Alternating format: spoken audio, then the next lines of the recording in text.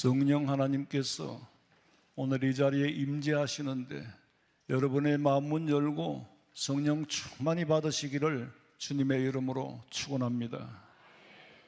우리 성도들은 내가 원하는 말씀을 듣고 싶어 하지 말고 주님이 내게 뭐라고 말씀하시는지를 귀담아 들으시기를 간절히 부탁합니다. 내가 원하는 소식은 유튜브에 많아요. 내가 가지고 있는 관심도 유튜브만 치면 전부 다 나옵니다. 목사보다 100번 더 많이 알고 훨씬 더 크죠. 옛날에는 KBS, MBC, 뉴스 외에는 세상 돌아가는 소식을 몰랐어요. 시사 문제도 그렇고 오직 텔레비만 쳐다보고 그것만 믿었는데 지금은 저는 텔레비는 아예 안 봐요. 안 보는데 유튜브로 통해서도 물론 가짜도 있어요. 물론 거기에 부풀려진 것도 있고 별게 다 있어요. 좌우간 그러나 내가 가지고 있는 관심에 관해서는 충분히 대답을 해줍니다. 너무 많이 대답을 해줘서 그쪽 알고리즘으로 빠져들어가면 거기서 못 태어나올 정도로 여러분은 유튜브 알고리즘에 빠져들지 마시고 성령의 이끌림에 빠지시기를 주님의 이름으로 축원합니다. 믿음이 자라지 않는 이유는 왜 목사님은 내가 원하는 말씀을 해주시지 않느냐? 예수님께서는 하나님께서는 왜 내가 원하는 바를 들어주지 않느냐? 그렇게 생각하기 때문에 믿음이 자라지 않는 거예요. 믿음이 자라려면 주님이 내게 원하시는 거, 하나님이 내게 뭐라고 말씀하시는가, 거기에 귀를 기울이면 하나님의 백성이 되는데 내가 원하는 바를 원하니까 하나님의 백성이 될 수가 없어요. 대한민국에 오면은 대한민국의 법을 따라야 대한민국의 백성이 되는데 대한민국에서 자기 살던 로마 법을 여기 오면 안 되지. 우리는 로마 가면 로마 법을 따라야 되고 그리스도인은 하나님의 백성이기 때문에 하나님의 음성과 질서와 하나님의 법을 배우시기를 간절히 부탁합니다. 사람이 살면서 하고 싶은 일만 하고 그러면 좋겠지요. 또 해야 할 일이 있어요. 하기 싫어도 해야 할 일이 있고 또 늘 좋은 역할만 하고 살 수 있으면 좋겠지만은 때로는 억지로도 해야 할 일은 해야 됩니다. 바울이 성령 받기 전에는 사울이었잖아요. 사울이라는 말은 교만하다는 뜻이에요. 왜? 교만할 만하지. 인간적으로 갖춘 게 너무 많아. 지식과 덕망과 모든 거 다 갖췄어. 신분까지 미국 사람이 아니냐, 미국한데 로마 시민권을 가졌어요. 야, 여기 지금 한번 써보세요. 이게 얼마나 예민해지는가.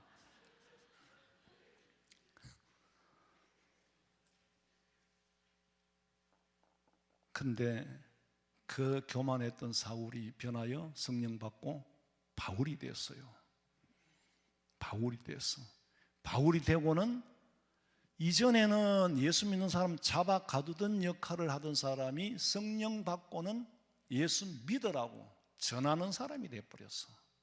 역할이 전혀 달라졌죠. 이걸 가지고 회심이라고 말합니다. 우리가 죄를 짓고 회개하는 것은 회개고 죄에서 떠나는 건 회개고 회심은 방향이 전환이에요. 회개는 가다가 삐뚤삐뚤하게 가는 거, 그건 바로 잡는 게 회개고 회심은 가다가 방향을 바꿔버렸어요. 잡으러 가다가 전하는 사람이 되어버렸어. 그리고 바울이 이렇게 복음을 전하면서 나는 자랑할 게 없다. 왜냐하면 내가 이 복음을 전하지 않으면 견딜 수가 없고 내게 화가 미칠 것 같으니까 부덕불을 전한다는 거예요. 겸손하죠. 내가 받은 은혜, 그리스도의 사랑이 나를 미치게 하는구나. 그런데 전하지 않고는 화가 있을 것이니까 부덕불 전하는 거다. 그러니까 의무적으로 해야 할 일이니까 마땅하니까 하는 거지 마땅한 걸 하는데 자랑할 게 뭐가 있겠느냐. 그러니까 나는 자랑할 게 없다 그랬어요. 예수님을 십자가에 못 박아 죽여야 된다고 떠들던 군중들을 앞세워가지고 예수님 사형 선고를 받아낸 사람들이 맹세기 하나님 섬긴다고 하는 메시아를 기다린다고 했던 제사장들과 서기관 바리새인들이에요.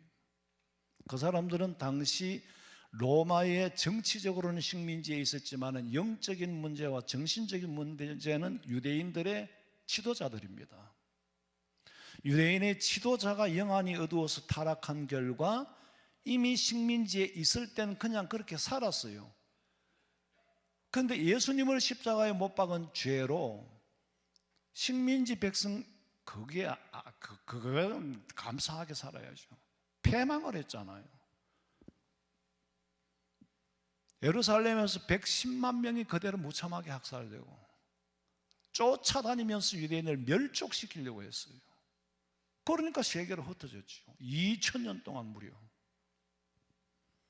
그 영적 지도자들의 우매함이 백성들에게 그렇게 고통을 주는 거예요.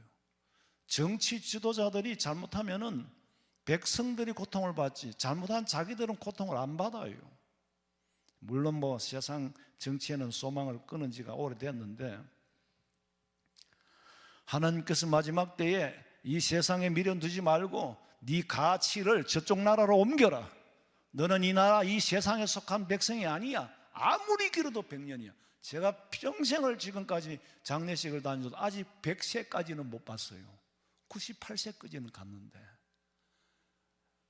100년을 못 삽니다. 뭐 앞으로 100세 더 살 수도 있겠죠. 그러나 정명은 120년이에요.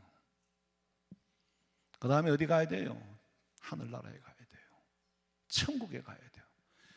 그래서 여기서는, 광야에서는 천국에 가서 받을 상급을 위하여 천국 백성으로 준비시키고 훈련시키는 게 지상교회의 사명인 줄로 믿으시기 바랍니다. 아니, 재밌는 얘기나 하고 농담이나 하고 그런 건 텔레비에 훨씬 더 잘합니다. 유튜브에 그런 게 훨씬 많아요. 근데 사람들의 관심이라는 건 그래요. 제가 길거리에서 신호를 받고 있는데 청년 둘이가 얼른 얘기를 하는데, 야, 중국이 대단하더라. 그거는 보니까 문명이 우리가 생각하는 것보다 훨씬 발전했다. 택시에도 QR코드, 참 현금 안 하고 QR코드 아니면 안 통한대. 뭐 우리가 들어서 알지만은 그 얘기를 하더라고. 나 옆에서 그냥 듣고 있었어. 속으로 이 문명의 발전 자체가 나쁜 건 아니에요. 근데 문명의 뭐를? 사람의 뜻을 심어버리면 문제가 생겼다고. 통화수단으로 쓰는 건 문제가 안 되는데 이게 사람의 뜻이 포함됐잖아요. 뭐? 통제하겠다는 거잖아요. QR코드로, 중국에서는 QR코드가 아니면 안 된대. 그 청년의 말에 의하면은. 다 알고 있잖아요. 그건 뭡니까? 통제하겠다는 거예요. 네가 돈을 어디에 쓰는지는 상관없는데 네 자신을 통제하겠다는 거예요.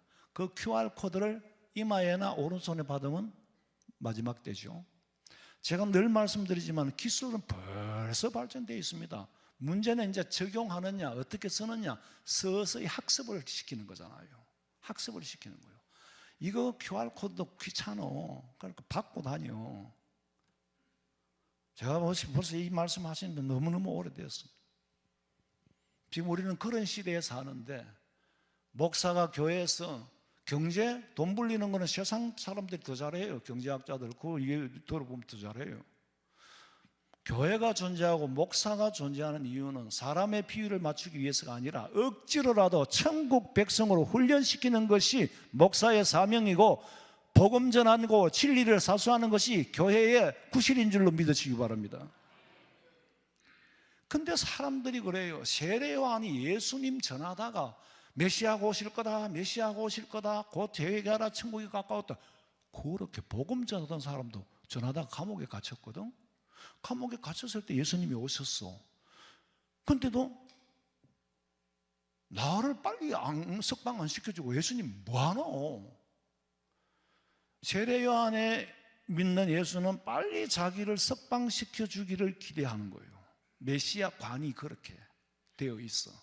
근데 빨리 석방을 안 시켜주거든. 그러니까 사람을 보내서 그 예수님한테 가서 물어봐라. 당신이 정말로 오시리라고 예언했던 그 메시아가 맞느냐고 물어봐라. 그 사람이 갔어요. 마태복음 11장 4절. 예수께서 대답하여 이르시되 너희가 가서 듣고 보는 것을 요한에게 알리되 맹인이 보며 못 걷는 사람이 걸으며 나병 환자가 깨끗함을 받으며 못 듣는 자가 들으며 죽은 자가 살아나며 가난한 자에게 복음이 전파된다 하라.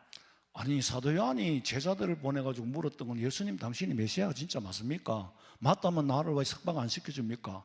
그거 물으러 보냈는데 예수님은 지금 거기에 대한 대답을 정확하게 직설적으로 하지 않고 동문서답을 하고 계세요.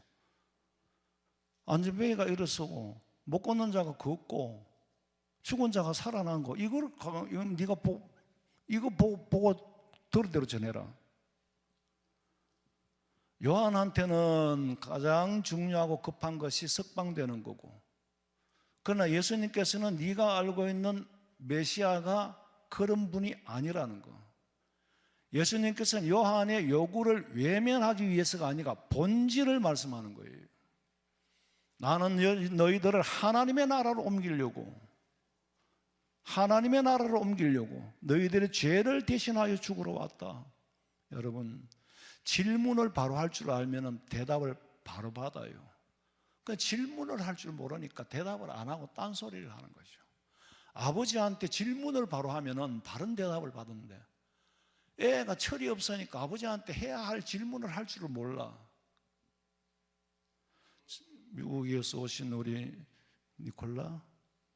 니콜라스, 그 휴대폰 삼성폰에 그거 될 건데, 통역이. 나는 미국 가서 미국 백인교회를 갔는데 이 대한민국의 삼성폰이 얼마나 좋은지, 갤럭시인가 그 이름 뭐 그대로 번역 안 시켰어요. 그냥 내가 이거 번역해놓고 나면 다 나와. 그것도 그래 한번 해봐요. 옆에서 삼성폰 한번 연결해 줘봐요. 근데 예수님 하신 말씀이, 요한아, 네가 원하는 예수가 아니라고 실족하지 마라. 실망하지 마라. 그 실망 안 하는 사람이 복이 있는 사람이야. 내 원대로 안 되어도 믿음을 저버리지 않는 사람이 복이 있는 사람이야. 네 뜻대로 안 된다고 집을 나가고 아버지를 배척해? 그건 복 없는 사람이야. 근데 사람들은 내 안에 예수님을 가두고 내 안에 하나님을 가두어 놓고, 그런데 하나님께서는 우리 안에 갇히는 분이 아니고 니들이 내 안에 들어와 내가 원하는 천국의 소망을 두어 100년을 못 살아. 천국의 가치를 두고 살아라. 죽어도 예수님께서는 니들을 천당 보내기 위해서 오신 거야. 아니 예수님이 이 땅에서 좋으면 이 땅에 우리하고 지금까지 살아야지. 예수님 뭐라고 썼어요? 뭐라고 말씀하셨어요? 내가 먼저 가서 너희 있을 곳을 예배하러 가신다 그랬어요. 그래서 우리를 하늘나라로 인도하시는 거예요. 목사는 성도들에게 천국 백성으로 준비시키기 위해서 푸덕불 복음을 전할 수밖에 없어요. 제가 우리 집에서도 집사람하고 그랬어요. 내가 어떻게 해야 우리 성도들이 환난을 이기고 끝까지 믿음을 지킬 수 있을까?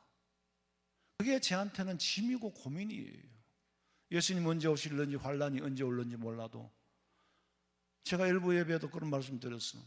아니 우리 아이들이야 뭐 40이 됐으니까 지가 알아서 할 거고, 예수님 오셨는데 지 믿음 준비 안 되면 뭐 지가 알아서 할 건데, 이 손자 세대가 앞으로 어떻게 살아갈 건가? 저 아이들이 정말로 자랐을 때에 환난이 오면 믿음으로 이길 수 있을까? 그게 걱정이에요. 성령 받은 제자들은 복음을 전했고, 복음을 전하는 곳마다 기사와 표적이 나타나는 거예요. 그러면은 이 기사와 표적을 왜 보여줄까? 보여주신 목적이 뭐예요? 하나님이 살아계심을 믿으라고 사탕을 왜 줍니까? 교회에 오라고 주는 거예요. 그건 수단이지 목적이 아니에요. 최종적인 목적은 안전뱅이를 이렇게 세우는 것만이 목적이 아니라 안전뱅이를 이렇게 세우는 걸 보고 하나님이 살아계심을 믿고 천당 보내기 위해서예요. 그게 복음입니다. 우리는 세상 사람들이 알지 못하는 에레미야 33장에 보니까 너는 내게 부르짖어라 기도하라는 거예요. 네가 알지 못하는 크고 비밀한 엄밀한 일을 보여주리라. 그 엄밀한 게 뭡니까? 무궁무진한 하나님의 은혜의 세계예요. 은혜의 세계예요. 그 세계에 들어가야 돼요. 복음이 전파되는 곳마다 일어나는 표적을 보고 세상 나라의 걱정과 근심을 초월한 세계를 보니까 초월한 세계를 보니까 성령을 따르게 될 수밖에 없고 믿음을 가질 수밖에 없고 사도들을 따를 수밖에 없다는 거예요.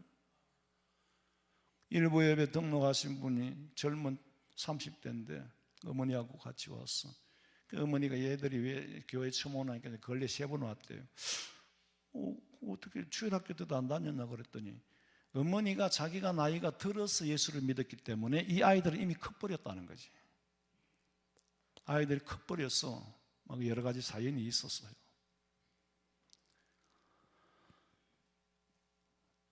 근데 자기는 처음 믿을 때에 은혜를 받았다는 거지. 어느 날 갑자기 은혜를 받고 교회를 가고 은혜를 받으니까 완전히 사람이 바뀌어 버리니까 남편이 피팍을 하기 시작한 거예요. 이 여자가 완전히 미쳤다는 거지. 그리고 애들까지 교회를 못 가게 하는 거예요. 이미 크기도 커버렸는데. 그러고 애들이 교회 안 가겠다고. 아버지가 무서우니까.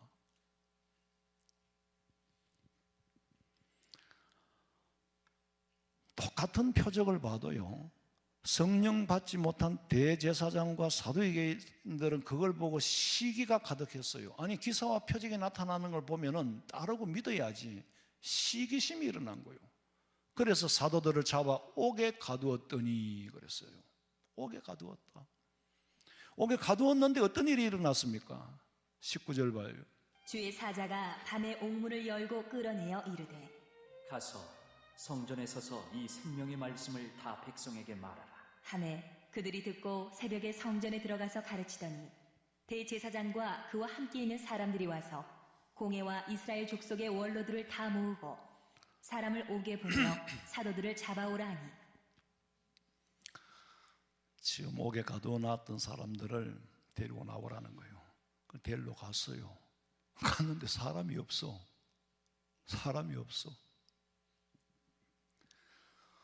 그래서 5장 23절에 봤어요. 이르되 우리가 보니 옥은 든든하게 잠기고 지키는 사람들이 문에 서 있으되 문을 열고 본즉 그 안에는 한 사람도 없더이다. 아니, 옥문은 잠겨 있어요. 지키는 사람도 있는데 문을 열어보니 사람이 없더라는 거예요. 무슨 마술입니까? 마술이에요? 옥문은 잠궈도 복음 전하는 사람은 잠글 수 없는 줄로 믿으시기 바랍니다. 바울이 실라와 감옥에서 찬양할 때 옥터가 움직이고 옥문이 열렸고, 갇힌 베드로에게 천사를 보내어서 옥문을 열어주었고, 여러분, 우리는 세상에 갇히지 않아야 돼요. 성령께서 세상에 갇힌 욕심과 걱정과 근심에 갇힌 우리를 구출해내는 줄로 믿으시기 바랍니다. 이 세상에 발을 땅에 딛고 살지만은 천국의 소망을 가지고 사는 사람은 이미 세상을 초월해 100%는 아니지만은 쓸데없는 걱정은 안 하고 산단 말이에요. 근데 성경 말씀이 마술로 들리는 이유는 하나님의 말씀은 성령의 감동으로 기록됐다. 성령의 감동이 없이는 해석할 수도 없고 깨달아지지도 않는 거예요. 성령이 역사하지 않으면 성경은 웃기는 얘기가 밖에 안 돼요. 뭐 웃기는 얘기라 할까, 뭐 소설도 아니고. 죄악 벗은 우리 영혼은 기뻐 뛰며 주님을 보는 거예요. 여러분, 날마다 회개하고 죄악에서 벗어날 때에 하나님의 성령의 역사가 우리를 은혜의 세계로 인도하는데, 그 은혜를 받으면 날마다 기뻐 뛰며 즐거워하겠네. 죄악 벗은 우리 영혼은 기뻐 뛰며 주를 보겠네. 계시록 1장 3절에 이 예언의 말씀을 읽는다 한다고 눈으로 걸며 읽는 것만 읽는 게 아니에요. 읽어진다, 알아진다는 거죠. 듣는 자와 그 가운데 기록한 것을 지키는 자가 복이 있나니 그 때가 가까움이라. 주의 말씀대로 사는 사람이 복이 있다는 것을 드러낼 때가 가까웠다. 이 2장 7절에 봐요. 귀 있는 자는 성령이 교회들에게 하시는 말씀을 들을지어다. 이기는 그에게는 내가 하나님의 낙원에 있는 생명나무의 열매를 주어 먹게 하리라. 똑같은 말씀을 소아시아 7교회, 에베소 교회부터 라우디게아 교회까지 똑같은 말씀을 줍니다. 마지막에는 귀 있는 자는 들을지어다. 귀 있는 자는 들을지어다. 성경 말씀을 읽을 때마다 주시는 감동을 주체할 수 없으면 전할 수밖에 없는 거예요.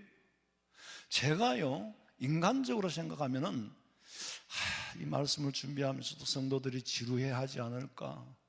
근데 기도하고 준비하면은 하나님이 말씀을 주시는데, 근데 인간적으로 생각하면 도대체 성도들이 알아듣기나 할까? 관심이나 가질까? 그런 염려가 생기는 거예요.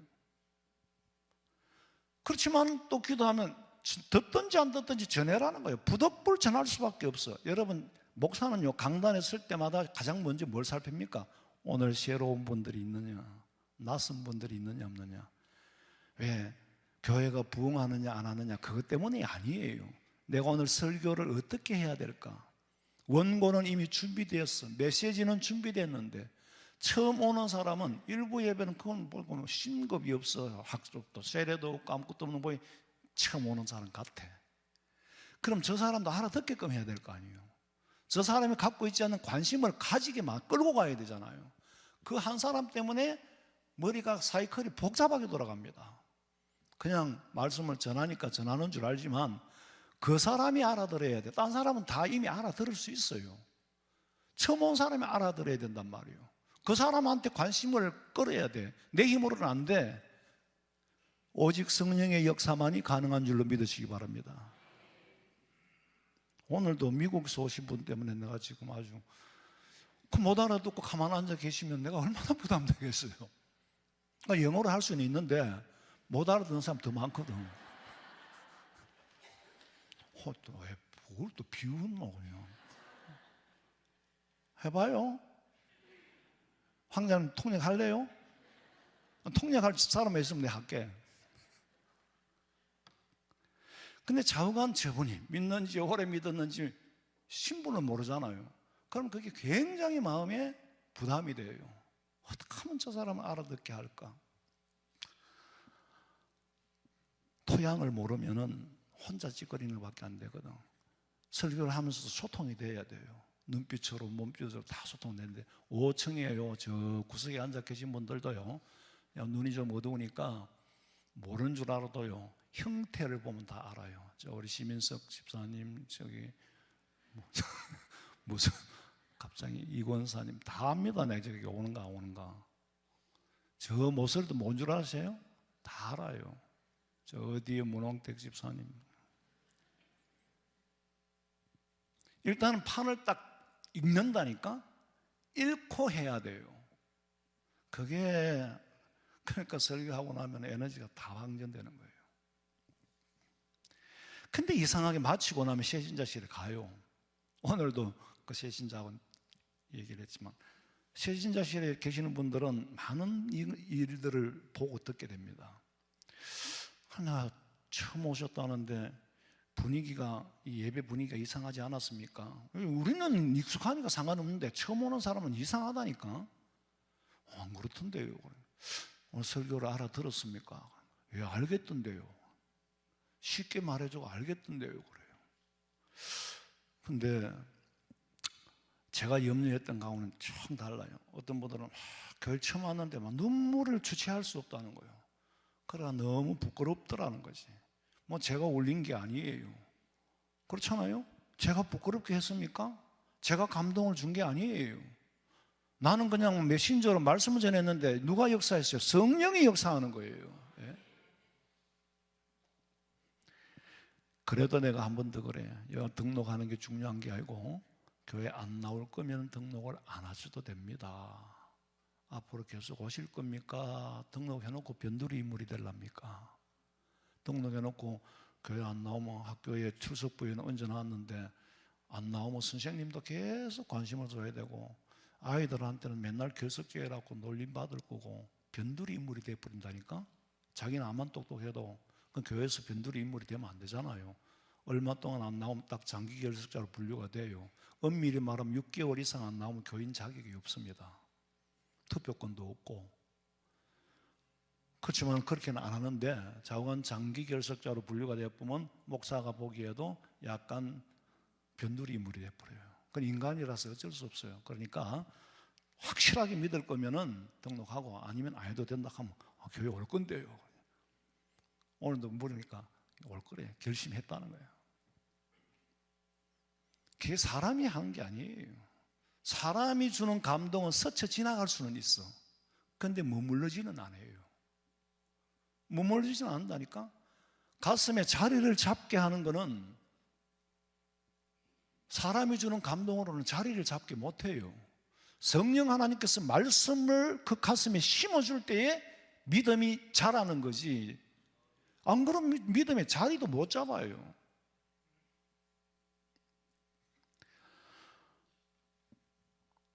우리가 가진 신앙은 뭐예요? 전인격적인 거예요. 지정의. 지가 뭡니까? 진리를 깨닫는 거예요. 정이 뭡니까? 감동을 받는 거예요. 진리를 깨닫고 감동을 받고 그 다음에 뭡니까? 의지, 믿기로 결심하는 거. 한순간에 깨달아지는 거. 저기 뭐 시간차로 이루어지는 게 아니고 동시에 일어납니다. 오늘 저 새신자는 어떤 관심을 가질까? 저분의 삶에 관계없는 말씀을 내가 지금 전하고 있는 건데, 관심도 없고 관계도 없는 말씀을 전하는데 성령 하나님이 책임져 주셔야지. 내 생각에는 암만 생각해도 안 믿을 것 같아. 교회 처음 나오는데 뭐 성령이 어떠고 저떠고 하니까 무슨 미친 사람도 아니고. 근데요, 예배 마치고 대화를 해보면 달라요. 내가 생각했던 기우라, 쓸데없는 걱정이야. 성령 하나님이 믿게 하신다니까. 말씀이라는 도구를 통해 가지고 전하는 사람이 믿을 것 같지를 않고 믿을까 말까 하는데 결과는 반대의 반응을 나타내는 거예요. 반대의 결과가 나타나는 거예요. 그리고요, 참이기의 설교가 어려운 게 지금 여기는 천차만별이잖아요. 무선별 집단이고 또 각기 처한 상황이 다 다릅니다. 빚쟁이들만 모아놨으면은 거기에 관한 하나님의 말씀을 전할 수 있는데 성경에 빚 갚는 것도 나오거든. 대출 걱정하는 사람, 이자 걱정하는 사람, 돈이 많아가 걱정하는 사람, 회사 때문에 걱정하는 사람, 몸이 아파 걱정하는 사람, 친정 때문에 걱정하는 사람, 별 감사해도 일어날 일들이 오만 가지 다 일어나요. 그런데 예배 시간에는 그 많은 각기에 가지고 있는 걱정과 근심과 관심사를 끌어모을 수가, 대답을 해줄 수도 없고, 그러니까 오직 통하는 건 우리는 다 주의 백성이니까 주의 말씀은 다 통하는 줄로 믿으시기 바랍니다. 그 말씀 안에서는 여러분의 형편과 사정을 하나님 다 알고 계세요. 이상한 거는요, 내가 어떻게 하면 부자 될까 하는 마음을 가지고 교회를 왔는데도 부자됨에 관심이 사라져버리고 더 중요한 것이 있다는 것을 깨닫는 거예요.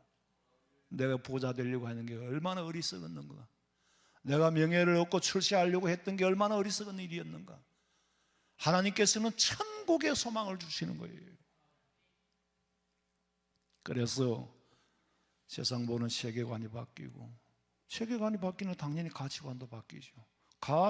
가치를 쫓아 사는 거예요. 그게 인생관이잖아요. 여러분, 우리는 어떤 세계관을 가지고 있습니까? 천지 만물은 하나님이 창조하셨다는 세계관을 가지고 있어요. 메시아 예수님이 우리 죄악 가운데 건지러 오셨다는 걸 믿고 있어요. 가장 가치 있는 건 금보다 귀한 건 믿음이라는 걸 알고 있어요. 그 믿음을 쫓아서 목적은 어디입니까? 천국 가기 위함인 줄로 믿으시기 바랍니다.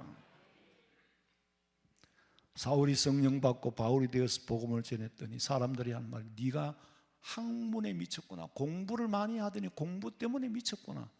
미쳤다 소리 한 번은 들어야 돼요.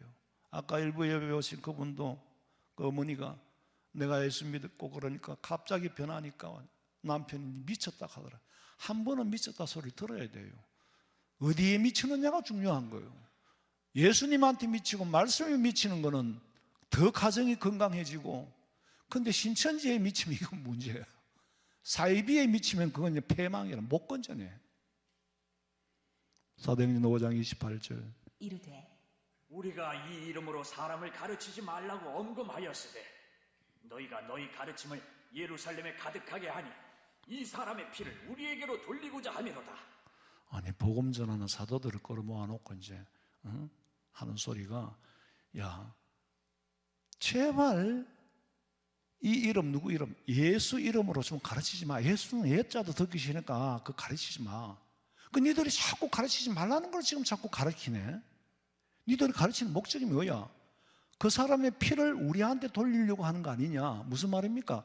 그 사람 예수 죽인 죄값을 우리한테 돌리려고 자꾸 네가 예수 얘기를 꺼내는 거잖아. 돌려도 상관없잖아. 니들이 죽였잖아. 근데 인간들은 자기가 행한 행동에 근거한 이 얘기는 듣기 싫어하는 거예요. 막 귀에 거슬려 죽을 지경이에요 지금. 그 사람의 피를 우리에게 돌리려고 네가 자꾸 예수 얘기를 하는 거 아니냐. 그 사람의 피, 예수님의 죽인 피의 값은 네가 받아야지. 그 얘기하는 게 뭐가 잘못됐나? 근데 그 사람들은 우리한테 왜 자꾸 그런 소리를 듣게 하느냐. 우리한테 책임지려고 하는 거 아니냐. 책임져야지. 이 사람의 피를 우리에게 돌리고자 함이로다. 알기는 아니. 양심의 찔림이 받으니까, 그럼 양심의 찔림을 받으면 회개를 하면 돼요. 양심의 찔림을 받고 회개를 안 하는 거예요. 고집을 부리는 거예요. 그러니까 더 사악해지는 거예요. 살기가 가득한 거야. 이제 저놈들을 죽여야 되겠다는 생각을 하지. 그때 베드로가 하는 말이, 사람 말을 들어야 되겠나, 하나님 말씀을 들어야 되겠나. 사람보다 하나님께 순종하는 것이 마땅하니라. 니들이 겁을 준다고 당신들 말 안 듣겠다는 거예요. 오히려 직설적으로 하는 말이 32절에 보니까, 우리는 이 일에, 무슨 일입니까? 너희들이 십자가에 죽인 그 일과 죽었던 예수님의 부활과 그분의 성천과 재림까지도 앞으로 전할 거라는 거예요. 아니, 사실을 사실대로 받고 회개하면 끝날 일인데 제사장의 무리들은 이렇게 복잡하게 생각하는 이유는 악을 악으로 인정하고 싶지 않은 거예요. 회개할 마음이 없어지니까 점점 완악해져요. 그래서 33절에 보니까 그들이 듣고 크게 노하여, 우리 복음 전하겠다. 하나님 말씀을 들어야 되나 니들 말을 들어야 되나, 하나님 말씀 듣고 복음 전하겠다고 했더니 그 소리를 듣고 노하여 저것들을 죽여버리자는 거예요. 사도들을 없애버리자는 거예요. 죄를 지은 게요, 그것도 나쁜 거지만은 죄를 인정하지 않는 것은 완악한 거고, 그 죄로 인하여서 덮기 위해서 사도들을 죽이고자 하는 것은 사악한 거예요. 그게 고범죄죠. 알고 짓는 죄예요. 그러나 저러나 사실은 감출 수가 없고, 복음은 생명이 있기 때문에 감출 수가 없고, 마태복음 10장 26절에 보니까 감추인 것이 드러나지 않을 것이 없고 숨은 것이 알려지지 않을 것이 없느니라. 우리는 이 시간도 하나님의 면전, 코람데오 면전에서 사는 줄로 믿으시기 바랍니다. 감출 수가 없어요. 숨길 수가 없어요.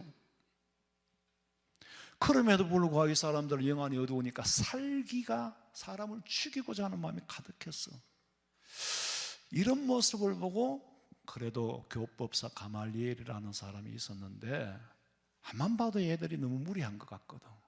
우리나라로 치면 태계 이황 정도 되는 그런 분인데, 34절 읽어봐요. 바리새인 가말리엘은 율법 교사로 모든 백성에게 존경을 받는 자라. 공회 중에 일어나 명하여 사도들을 잠깐 밖에 나가게 하고. 바리새인들은 성경 연구하는 사람이잖아요.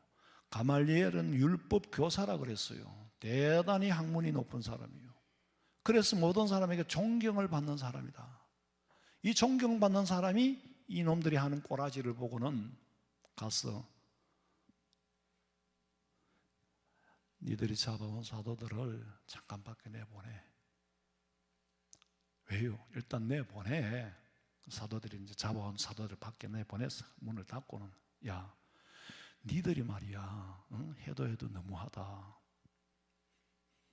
만약에 저 사람들이 전하는 예수가 진짜라면 네가 어떡할래? 내 니들 체면 씌워주기 위해서 얘들 내보냈는데 못 듣도록. 만약에 진짜라면 너 어떡할래? 35절 봐요. 이스라엘 사람들아, 34절에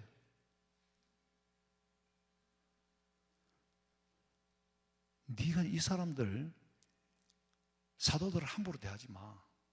옛날에 말이야 더다라는 사람도 있었어. 지금은 재림 예수가 가짜가 많잖아요. 예수님 초림의 때는 초림에 사이비가 많았어요.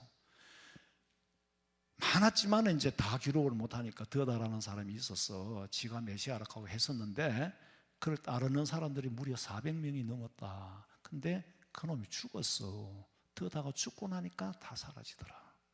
통일교도 문선명이 죽고 나니까 기업은 남아있는데 그 추종하는 도를 따르는 사람은 없어요. 그런 일이 있었을 뿐만이 아니라 5장 37절 봐요. 그 후 호적할 때에 갈릴리의 유다가 일어나 백성을 꿰어 따르게 하다가 그도 망한즉 따르던 모든 사람들이 흩어졌느니라. 야, 더다를 따르던 놈들도 흩어졌고 유다라는 사람을 따르던 그 사람들도 다 흩어졌다. 니들이 지금 핍박을 하고 죽이려고 하는 저 사도들도 저들이 섬기는 예수가 가짜라면은 저절로 없어질 거야. 시간 문제야. 흩어지고 말 거야. 그런데 진짜라면 너희들이 막는다고 막아지는 게 아니야. 그리고 그 책임을 너가 어떻게 질래? 교법사 가말리엘 이 어르신이 원로가 한마디 탁 하니까 꼼짝을 못 하는 거예요. 그러면은 그냥 내보내야지. 그냥 내보내야지. 죄 없는 사람들 잡아 족쳤으니까. 그런데 그냥 안 내보내요. 왜? 그냥 내보내면은 죄 없는 사람 잡아 가두었다고 소문이 나면은 욕을 얻어먹을 것 같으니까. 어쨌거나 죄는 있는데 우리가 내보내주는 꼴로 형식을 만들어가는 거예요. 그래서 어떻게 했어요? 사도들에게 죄가 있다는 것을 백성들에게 보이기 위해서 그들을 때리고 관용을 베풀어서 석방을 시키는 것처럼 꾸몄어. 여러분 이 꼬라지가요, 죄 없는 사람 잡아가지고 죄 없다고 무죄를 선언하면은 건강한 정치, 건강한 나라고, 건강한 법치국가고, 죄 없는 사람 잡아다가 마녀 사냥을 하고, 죄를 어떻게든지 뒤집어 씌워가지고 내보내도 뒤집어 씌워가지고 관용을 베푸는 것처럼 하는 거, 그건 건강한 법치국가가 아니죠. 대통령한테 아무리 세상에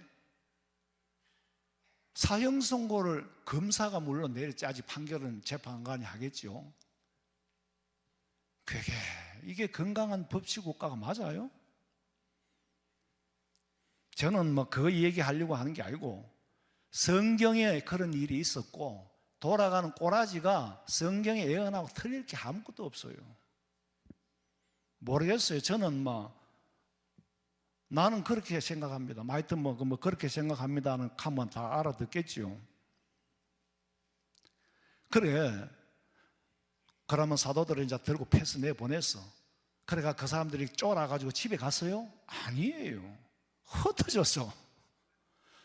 뿔뿔이 흩어졌어. 집으로 간 게 아니라 성령의 역사를 체험했으니까 가만히 있을 수가 없어. 42절에 그들이 날마다 성전에 있든지 집에 있든지 예수는 그리스도라고 가르치기와 전도하기를 뭐한다고? 거치지 않았더라. 그리고 어떻게 됐어요? 6장 7절 봐요. 하나님의 말씀이 점점 왕성하여 예루살렘에 있는 제자의 수가 더 심히 많아지고 허다한 제사장의 무리도 이 도에 복종하니라. 심지어는 이제는 성령의 역사가 예수를 죽였던 제사장의 무리들에게까지 들어가서 감동을 주니 예수를 따르는 자들이 많더라. 그럼에도 사탄의 핍박과 박해는 수위가 점점 높아집니다. 절대로 사탄도 끝까지 버티지 마지막에 가서 KO되지요. 세상 끝날까지 선과 악이 공존합니다. 더 라스트 데이가 되면은 종말이죠. 그때는 선이 이기고 악은 패망하는 거죠. 원래 그 일에 앞장섰던 사람이 바울이잖아요. 성령 받기 전에 바울이 사울로서 그 역할을 했어요. 그래서 돌로 스데반을 쳐 죽였어. 죽였더니 끝났어요? 아니에요. 사람을 죽이니까 죽이고 나서는 덜 불같이 퍼지는 거예요, 복음이. 왜? 죽이면 끝난 줄 알았는데 죽을 때의 스데반의 모습이 환한 거예요. 천사와 같이 환한 거예요. 그 모습을 다 봤는데 그게 복음이 끝날 것 같아? 예루살렘에 박해가 일어나니까, 그리고 그렇게 죽여놓고 사울은 그가 스데반 죽임을 마땅하게 여기더라. 성령 받기 전에 바울이 그랬어요. 스데반을 죽여놓고 마땅하게 여겼어. 그게 바울이 예수님 만나기 전에 악한 모습이에요. 그런 박해를 하니까 복음이 세계로 뻗어져 나가는데 사도행전 1장 8절 하반절에 보면 그날에 예루살렘에 있는 교회에 큰 박해가 있어. 사도 외에는 유대와 사마리아 땅으로 다 흩어지니라. 흩어져서 뭐 하겠어요? 보고 들은 대로 전하는 거예요. 그래서 저 소아시아, 특히 갑바도기아까지 갔잖아요. 흩어졌어. 근데 하나님은 그 일로 통하여서 예루살렘 교회, 초대교회는 재미가 있었어요. 우리말로 하면 다 재미있게 신앙생활하고 공동체 생활을 하는데 이놈들이 나가서 복음 전할 생각을 안 해. 그러니까 하나님 방망이로 때리는 거야. 때렸더니 흩어지는 거예요. 흩어져서 뭐 했어요? 복음 전하는 거예요. 그러니까 역사는 하나님의 높으신 경륜 안에서 이루어져 갑니다. 예? 이놈들이 지들이 은혜 받고 그건 좋은데 전할 생각을 안 하는 거예요. 그래서 박해가 일어난 거예요. 그렇다고 박해한 사람이 잘했느냐? 그건 또 아닙니다. 왜? 목적이 달랐기 때문에. 사탄이요, 모해가 회의를 했대요. 예수 믿는 사람 믿음 뺏으려고. 어떻게 하면 믿음을 뺏을까? 핍박을 했더니 더 열심히 기도하는 거예요. 첫 번째 작전이 실패했어. 두 번째, 그러면 예수 쟤들 제가 죽여버립시다. 한둘이만 본때로 죽이면 일벌백계로 본때를 보이면 다 안 믿을 겁니다. 아니, 죽였더니 스데반을 죽였는데 그걸 보고는 더 믿는 거야. 그냥 천사의 모습과 같이 죽어가는 걸 보고 더 믿기 시작하는 거예요. 감당이 안 되는 거예요. 스데반의 순교로 끝난 게 아니라니까. 세 번째는 예수쟁이들 돈을 줍시다. 돈을 다 전부 부자 되게 해주시면은 돈이 들어가면 나태해지게 돼 있어. 인간의 심리를 잘 알잖아, 사탄은. 그 라오디게 교회가 그래 망했잖아요. 돈을 줍시다. 돈을 주면 여러분, 우리가 부자 되는 게 나쁜 건 아닌데 물질을 믿고 살아서는 안 됩니다. 돈은 있지만, 제가 늘 뭐라 그랬어요? 양식이 있지만 내일 아침에 양식거리가 없는 마음으로 기도하고 없는 것처럼 살아야 믿음을 지킬 수 있는데, 사람은 마음이 대부분 그래요. 나도 돈이 없는 이유가 돈 많이 주고 제가 재벌 일하면은 목회하겠어요? 못합니다. 그 부자를 나무라는 게 아니고, 라오디게아 교회같이 물질을 믿고, 라오디게아가 부자잖아요. 그거 믿고 믿음이 나태해지니까 하나님이 들고 치고 촛대를 옮겨 황폐하여 버림받았어요. 근데 나태함에도 내가 나태함을 알고 양심의 느낌이 있다면은 하나님이 버리지 않은 사람이고, 양심마저 없다면은 하나님이 버린 사람이에요. 유기라 그러죠. 가만 놔둬 버리는 거예요. 근데 하나님이 사랑하시기 때문에 가책을 주고 사랑하시기 때문에 매를 치는 거예요. 채찍 안에도 생명이 있는 채찍이 있고 죽은 채찍이 있어. 사랑 안에도 생명 없는 사랑은 죽은 사랑이에요. 예루살렘에서 안주하던 복음이 박해로 인하여서 세계로 전파되기 시작하는데, 그럼에도 불구하고 눈으로 보고 듣고도 믿지 않던 사람들이 성령 받으니까 재림 예수님까지 믿는 거예요. 계시록 20장 20절 봐요. 이것들을 정언하시니가 이르시되, 이것들 뭡니까? 이 지금까지 있었던 복음의 사건을 정언하신 예수님께서 말씀하시기를 내가 진실로 오리라. 그랬더니 아멘 주 예수여 오시옵소서 하고 끝내는데, 여러분 이미 제가 말씀드렸다시피 요한계시록이 마지막이 아니에요. 사도 요한이 밤모섬에서 계시를 받은 건 요한계시록이 끝이라. 그런데 그 계시를 받은 요한이 에베소로 돌아와서 기록한 것이 요한 1, 2, 3서입니다. 우리 모두 사랑하자. 내가 밤모섬에서 받은 계시, 그 예수님이 계시는데 우리 이거 다 저거 다 부질없는 거다. 우리 서로 사랑하자. 제가 그 말씀을 언젠가 한번 설교를 했어요. 얼마나 감동이, 야. 그래서 순서 성경의 편집은 요한계시록을 맨 마지막으로 해놨는데, 계시를 받고 나와서 에베소에 와서 도미니아 황제가 죽고 그다음에 자유를 얻어서 나왔어요. 뭐 나중에 시간 되면 한 번 더 얘기하겠는데, 그 사도 요한이 밤모섬에서 나올 때에 밤모섬 사람, 당신 가면 우리 어떻게 사냐고. 그렇지만은 나는 가야 돼. 가서 복음 전해야 돼. 내가 받은 이 계시를 전해야 돼. 다시 오실 예수님을 기다리는 믿음을 주님 오시는 날까지 지키시기를 주님의 이름으로 축원합니다. 자비로우신 아버지 하나님, 이 종은 받은 바 은혜가 있었어. 받은 바 감동이 있고 감격이 있었어. 종이 잘나서 전하는 것이 아니라 이 은혜를 전하지 않고 이 감동을 전하지 않고는 화가 있을까 두려워서 푸덕불 전하는 것이라고 바울이 고백했듯이, 우리가 받은 바 은혜를 푸덕불이라도 전하게 하시고 복음의 빚진 자로서 아버지 복음을 받았으니 그 누구에겐가 전할 수 있는 귀한 믿음 주시고, 어떤 환난과 역경이 와도 이길 수 있는 믿음 준비하게 하여 주시옵소서. 다시 오실 예수님의 이름으로 기도하옵나이다. 아멘.